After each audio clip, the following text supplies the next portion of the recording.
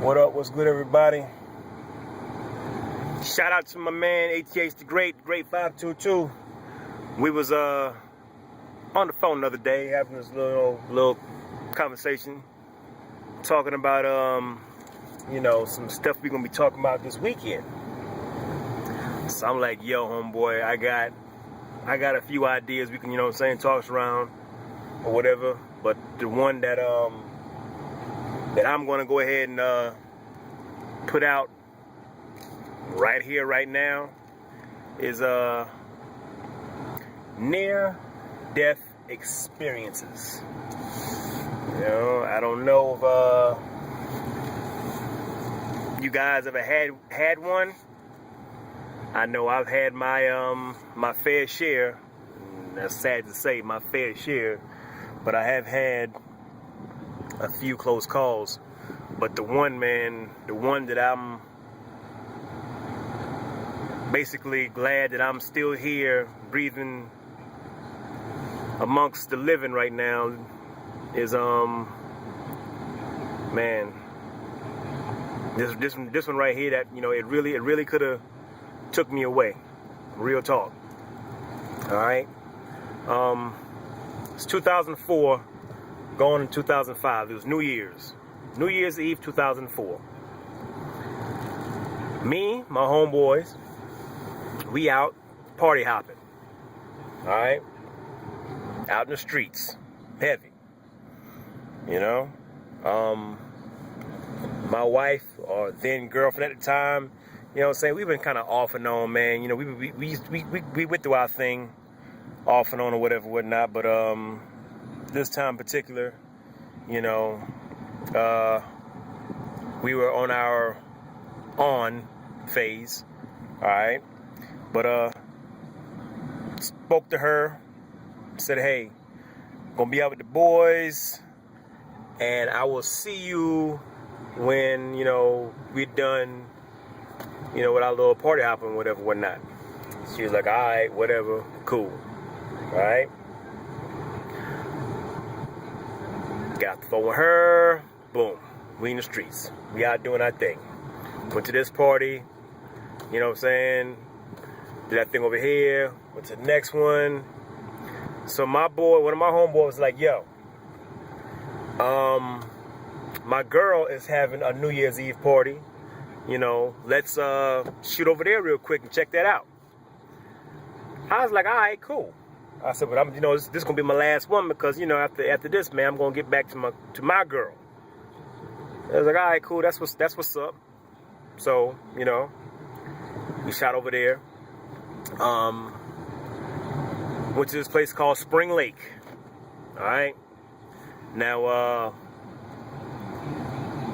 I don't particularly care for Spring Lake.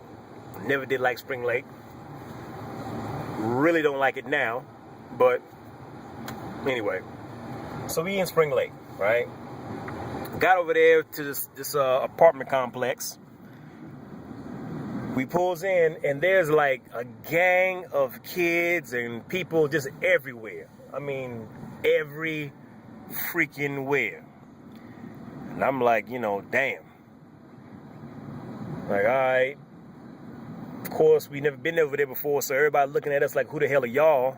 And everything. At the time, I was driving a rental car because my car, got in an accident, so I had to rent a car. We hops out, made our way into this apartment, all right? Got up in there, everybody in there, they're pretty much parlaying, chilling out and everything. So, my homeboy introduced me to his girlfriend. Hey, this is my man DJ, this is my homeboy, whatever, this is my other homeboy, whatever. All right? How it goes, all right, great guys, make yourself comfortable, woo. So, we up in there, and I'm like, man, I got this rental car out here. I don't know this area. I don't know if these fools out here mess with my damn car or whatever. Because you know how it is, man. You go to a new spot that don't nobody know you, and they want to mess with you. So I'm like, yo, hey, is there a window or something I can look out to see the parking lot? She's like, oh yeah. It's a bedroom all the way in the back. Very last room on the left. Go back there. It's the bedroom back there. You know, you can see the parking lot from that window. I'm like, all right, cool. Went in the bed, you know, walked in the bedroom, and I'm looking at the parking lot. I'm like, of course, I can see the whole parking lot. And I'm just making sure I'm not mess with the car. So, you know, nobody wasn't doing anything. Matter of fact, it wasn't even nobody around it. So, I'm like, all right. So, as I'm about to, like, you know, turn around, I'm hearing this guy and this girl getting into it, like, arguing. You know what I'm saying? I mean, he is cursing her out. She's trying to, like, you know, defend herself and everything. I mean, he's calling every damn name in the book, right? So, you know, me, I'm like, oh, you know, hey, look, this ain't got nothing to do with me. Let me, you know, get by them so I can get back to the rest of the party, right? So I walked out the room, and I'm like, oh, you know, excuse me, bruh. And I, you know, kept it moving. You know what I'm saying? I walked down the hall, and I just kind of, like, leaned against the door. Leaning against this bathroom door, actually. It was a bathroom door. I just, you know, leaning against the door, whatever, in the hallway. And so now they're counting down. 5, 4, 3, 2, 1. Happy New Year. You know what I'm saying? I'm like, you know, all right, clap my hands, you know, Happy New Year, you know. And I looked at my homeboy. I'm, you know, I didn't move from that spot. I was just standing there. And my homeboy was walking towards me. And he had this look in his face. He looked surprised. You know, his smile turned to, like, you know, shock. So I'm looking at him. I'm like, you know, what the hell's up with him? Man, next thing I know, I saw a white flash. All right? A white flash. I blinked. And when I opened my eyes, after I blinked, I'm seeing a whole bunch of faces looking down at me. I couldn't hear no voices. I'm just seeing, you know, just faces. I blinks again. I'm in the hospital. I'm in a hospital bed. I got all these wires, you know, all the stuff hooked up to me. I can't move my neck because I got this neck brace on, and I can't see out one eye. And I'm like, what the hell is going on? I'm panicking because I don't know what's going on. I'm just panicking. So all of a sudden, you know, I guess I set off all kind of wheels and bells and bells and whistles and everything. So, you know, of course, the nurses ran in and everything, checked me out, and, you know, calmed me down. And I'm like, man, what's going on? Where am I? I mean, it's obvious I'm in the hospital, but, you know, I was like, you know, like, what's going on? What happened? And the nurse is like, you don't know what's going on? I'm like, no, what's going on? By that time, the doctor walks in, and still he's trying to calm me down. And he's like, you know, you don't have a clue what's going on. You know, why you here? And I'm like, hell no. What's up? Why is my neck is in this brace? Why I can't see out of one eye, and I'm in pain? What the hell's going on? So he was like, man, you got he was assaulted. I'm like, what? It's like, yeah, man, you was assaulted at a party? And I'm like, assaulted? I'm like, what the hell? You know, I'm confused, man. I'm confused. I'm scared. Like I said, I'm in pain. I'm alone because nobody was there. Nobody that I could see, right? But I did my homeboys. They was in the, you know, they was there. They couldn't come up to the room just yet. They were in the waiting room. So I got on the phone. I was like, yo, I need a phone. I need to call my parents. You know what I'm saying? So I was allowed to call my parents. I called my parents. My mom, of course, she's freaking out, panicking. I'm already freaking out, so I didn't help the case and everything. My dad got on the phone and everything, so I'm like, yo, this is what happened. So he's like, well, we're gonna be on the first thing smoking to come, to get up there and see you. So, this time I blacked out again. I opened my eyes again. Mom and dad is there. My mom, she's crying, she's hysterical and everything, and I'm like, man. So I'm explaining to them what's going on, and then then my homeboys, what I'm saying, they showed up and they was like, yo, man, you all right? You know how the conversation goes. You okay? You cool? So I'm like, what's going on? What happened? And they was like, man, it was like, dog, at the party, you know what I'm saying, you got hit in the head with a freaking baseball bat. And I'm like, what? A baseball bat? And it was like, yeah, hold on a second.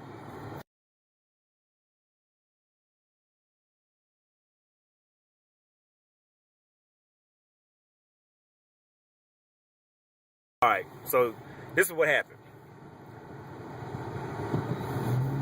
Told y'all I was in this bedroom, checking the parking lot out for my car. The apartment that we were in, I thought was my homeboy's girlfriend's apartment. It wasn't. It was her friend's apartment. The guy that I walked by, that was her old boyfriend. They broken up. All right. He sees me come out the bedroom. He thinks I'm the new guy, right? The guy that she left him for. Okay. So I walk by him. I'm standing in the hallway. Mind you, he used to live with her at one point in time. So he had a baseball bat in the closet. He grabbed the bat out the closet. He runs down the hall and he swings and he cracks my skull. Fractured my skull. Alright? And I do mean fractured my skull. Bone shattered, like over my eye socket. They thought I was gonna lose my eye at one point in time. Okay? Because it was just that bad.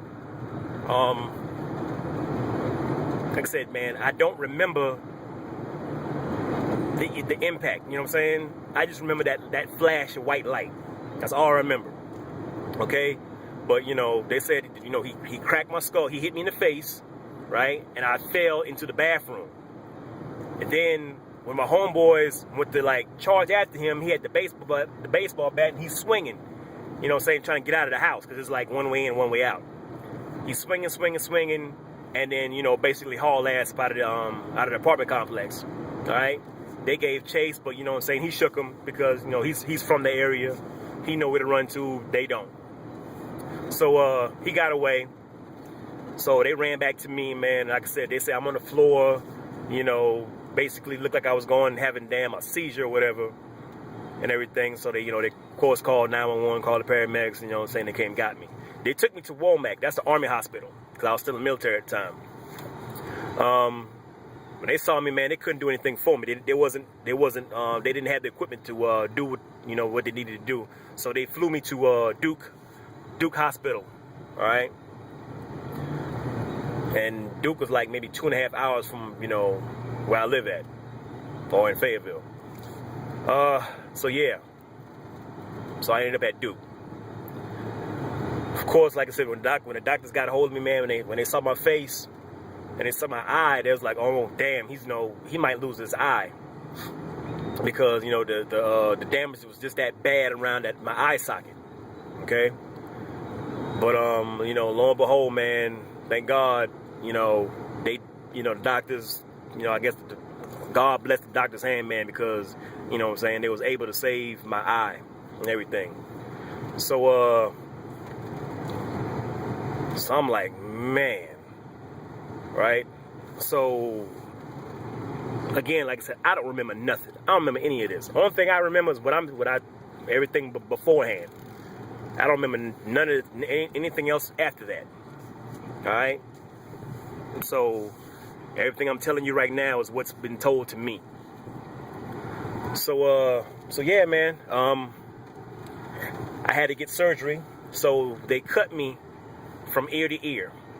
All right, like some face-off type stuff. They cut me from ear to ear. All right, and they peeled my face. They literally peeled my face off. All right. To go in to do reconstructive surgery on my face to put me back together again, basically. All right. Yeah, man. So right now I have a titanium steel mesh plate in my forehead over my eye socket and everything. Like I said, that was 2004, 2005. You know, it's everything is healed, but till this day, I still get these bad migraines, man. You know what I'm saying? Parts of my face are still numb and everything. My peripheral vision is screwed. You know what I'm saying? On that one eye, it's screwed.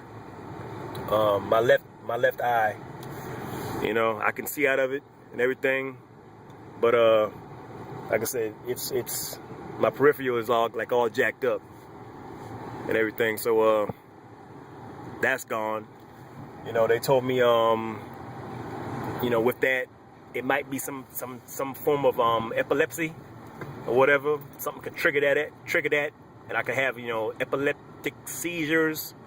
Thank God, again, I haven't had any of those. You know what I'm saying? I've been going hard, man, ever since that happened. You know, but man, it was like that changed my life drastically. It really did. You know, because you know now because of that, man, I move different. I do things different. You know,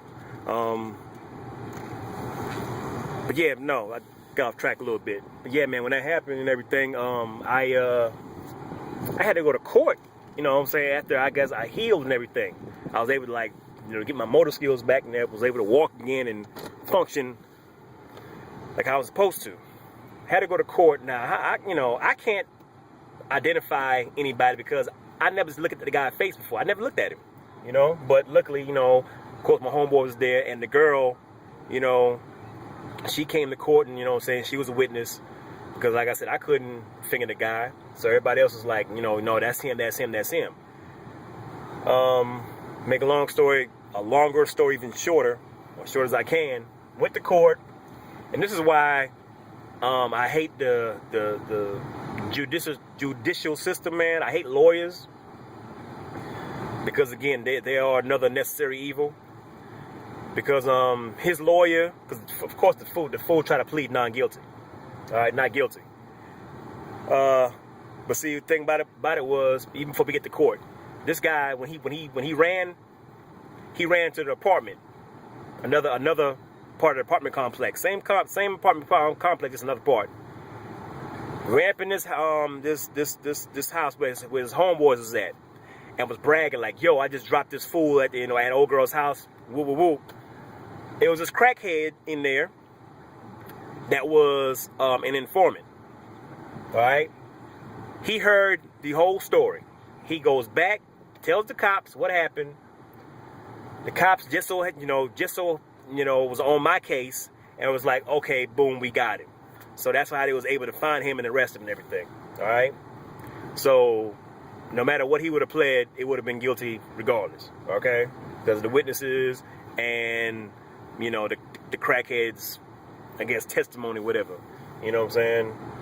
Thank God it wasn't a Trayvon Martin type situation. You know what I'm saying? Where I get busted in the damn face, damn near died, and I would have been that one that was guilty. Anyway. So yeah, like I said, we went to court, man, and his lawyer. I hate freaking lawyers, man, because the lawyer's like, how in the world could he hit you in the face with a baseball bat in a small apartment? Was it a small toy baseball bat? I'm like, come on, man. Look at my face, because I'm still swollen. I still got stitches in my head from the surgery. Ain't no damn small baseball bat gonna do that. You know what I'm saying? The lawyer's a piece of crap. But, I guess he's doing a job, but still, go kill yourself. Both of y'all. He got found guilty. I wanted attempted murder. Of course, they didn't give him attempted murder. You know what I'm saying? Some kind of assault. He got, 8 years? 8 years. I could have died. Because you know how the doctors tell you, oh, if the bone was a couple of millimeters or whatever this way, and it would have hit this part of your brain, you would have died.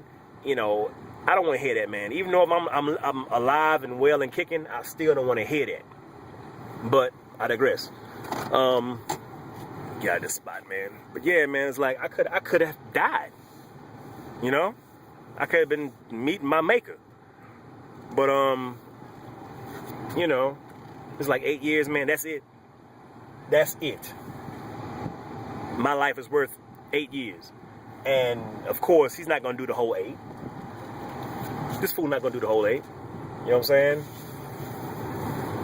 But anyway, man, it's like, I told him, you know what I'm saying? Hell, man, my homeboy, my brother, he went out and started shooting up, like, because they heard dude jumped in some, like a white car, a white Camry. Yo, my man was going around lighting up people's cars, man, just shooting up stuff. You know what I'm saying? Because he was heated. You know what I'm saying? He wanted blood. But I was like, nah, man, don't do that, man, because they're gonna come back to me